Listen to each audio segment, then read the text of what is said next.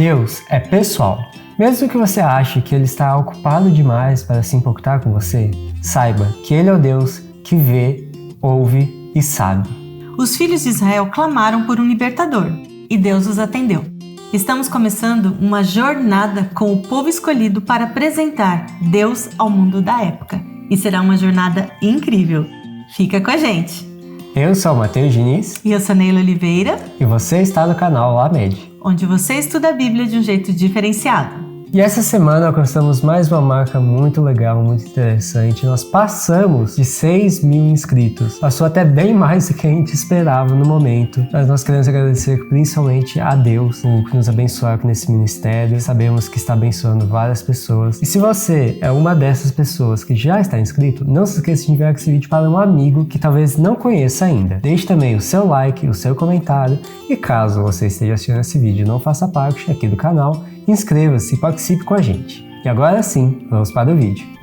A história do povo de Israel no Egito começou com uma forma muito bonita. A família de José foi muito bem tratada em reconhecimento ao que José fez por toda a nação. Os filhos de Jacó receberam um lugar para morar, não precisaram pagar impostos e ainda foram sustentados durante o período de fome. O faraó reconheceu publicamente que tudo aquilo aconteceu por causa do Deus de José e que a administração de José fez com que o reino prosperasse. Mas o tempo passou e José morreu, e veio um novo rei ao Egito, que fez questão de ignorar tudo que José tinha feito. E esse rei começou a olhar para os israelitas como uma ameaça, pois eles tinham se tornado muitos. Vai que eles se unissem aos inimigos e tentassem tomar o poder. Deus abençoava os israelitas assim como ele tinha feito com José. Por um bom tempo, eles se mantiveram afastados dos costumes e da religião dos egípcios. Eles eram muito inteligentes e ajudaram no enriquecimento do país. Então, o faraó começou a oprimi-los e dominá-los até que eles se tornaram escravos. Porém, quanto mais eram oprimidos, mais eles se multiplicavam. A solução que o faraó pensou? As parteiras deveriam matar os meninos que nascessem. E veja só esse detalhe aqui. Satanás sabia que deveria surgir um libertador entre os israelitas, e usando o rei para destruir os meninos, esperava frustrar os propósitos divinos.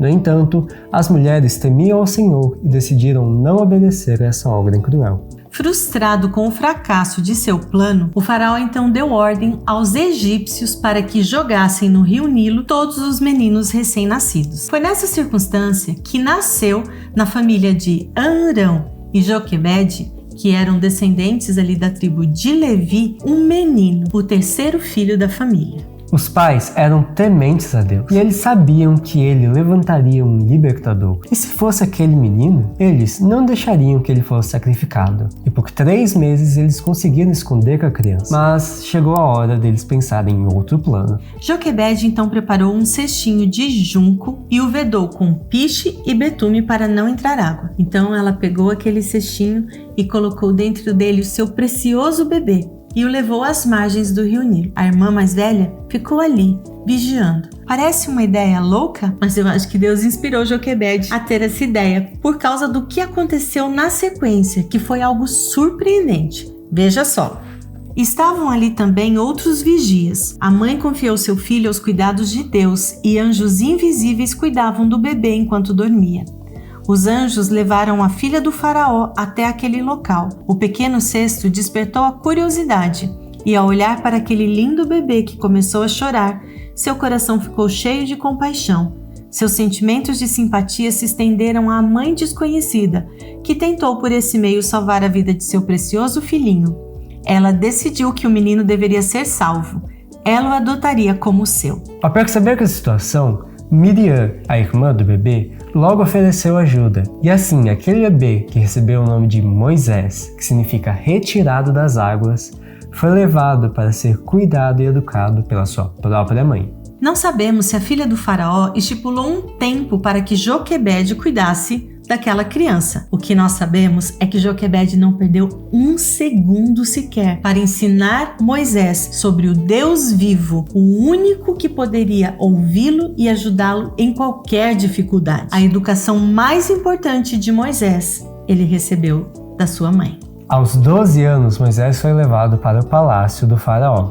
e lá ele recebeu a melhor educação social, política e militar. A intenção do faraó era tornar o seu neto adotivo o seu sucessor. No palácio, Moisés era respeitado e era considerado um dos favoritos nos exércitos do Egito. Muitas vezes a história de Moisés é contada como se ele não conhecesse a sua origem e nem soubesse dos planos de Deus para a sua vida. Mas veja esta importante informação.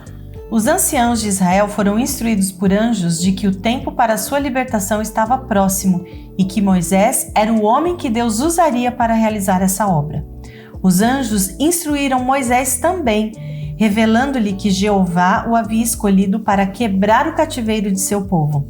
Moisés tinha em mente que deveriam obter sua liberdade em uma batalha e esperava liderar as forças hebreias contra os exércitos do Egito. Você sabia que Moisés foi ameaçado a perder a coroa por não participar do culto aos deuses do Egito? E tem mais, ele ainda tentou convencer os sacerdotes de que não fazia sentido nenhum adorar objetos inanimados, insensíveis e os ídolos. Os sacerdotes não gostaram nem um pouco dessa conversa, mas eles tinham que respeitar o neto do faraó.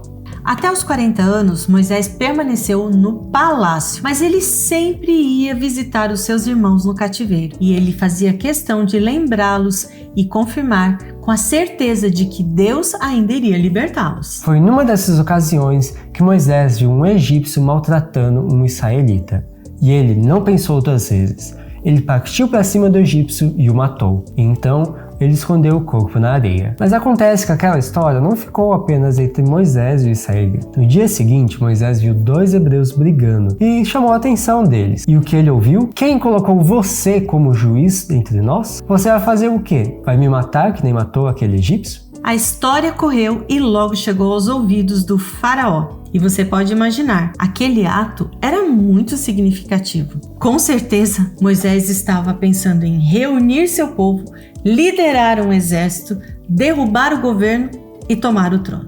Não havia outra saída. A ordem era: Moisés precisava ser morto. Para salvar a vida, Moisés teve que fugir, e Deus o conduziu até a casa de Jetro, que era príncipe e sacerdote de Midian. Ali, Moisés ficou, casou-se com uma das filhas de Jetro e começou a cuidar dos rebanhos da família. Foi nesse lugar, cercado pelas montanhas, em meio à natureza, que Moisés descobriu um relacionamento pessoal com Deus. Sob a inspiração do Espírito Santo, Moisés escreveu o livro de Gênesis. Certamente as histórias contadas por seus pais vieram à mente. E enquanto o tempo passava, Moisés não deixou de orar pelo seu povo. Os israelitas clamavam por libertação diariamente.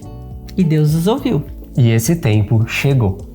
Os propósitos de Deus se cumpririam de tal forma que acabariam com o orgulho humano. O libertador se apresentaria como um humilde pastor, levando somente uma vara em sua mão, mas Deus tornaria aquela vara o símbolo de seu poder. Leia o capítulo 3 de Êxodo para saber como Deus se revelou a Moisés. Observe os detalhes.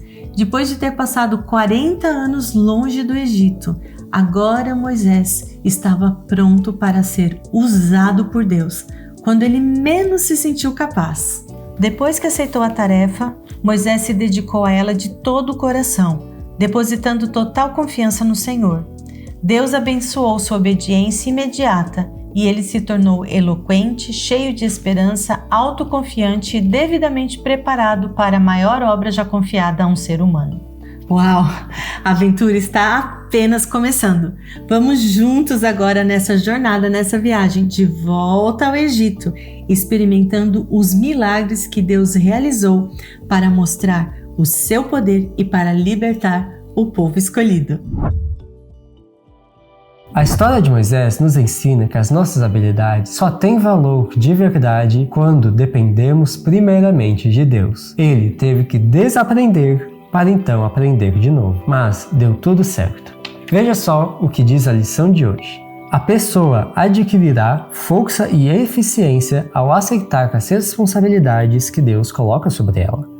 Por mais humilde que seja sua posição ou limitações que possua, aquela que depositar sua confiança na força divina e realizar seu trabalho com fidelidade, alcançará a verdadeira grandeza. Sentir as próprias fraquezas já é um indício do reconhecimento da importância da obra a ela designada. Tal pessoa terá em Deus seu conselheiro e sua força. E a gente quer agradecer a todos vocês que têm deixado os comentários. A gente curte muito, a gente tem procurado responder a todos. E agora a gente vai para os abraços. O primeiro abraço é para os adolescentes da igreja de Jardim Guanabara, da cidade de Fortaleza, Ceará. Para a base Estúdio Geração 148 Team, da cidade de Gravataí, Rio Grande do Sul. E para os adolescentes da igreja de Jardim das Oliveiras, da cidade de São Paulo, em São Paulo. E se você gostou desse vídeo, não esqueça de deixar o seu comentário dizendo a sua opinião. Não se esqueça também de deixar o seu like, compartilhar com seus amigos e também, caso você ainda não tenha feito isso ainda, inscreva-se para participar conosco. E a gente vê você no próximo vídeo. Tchau!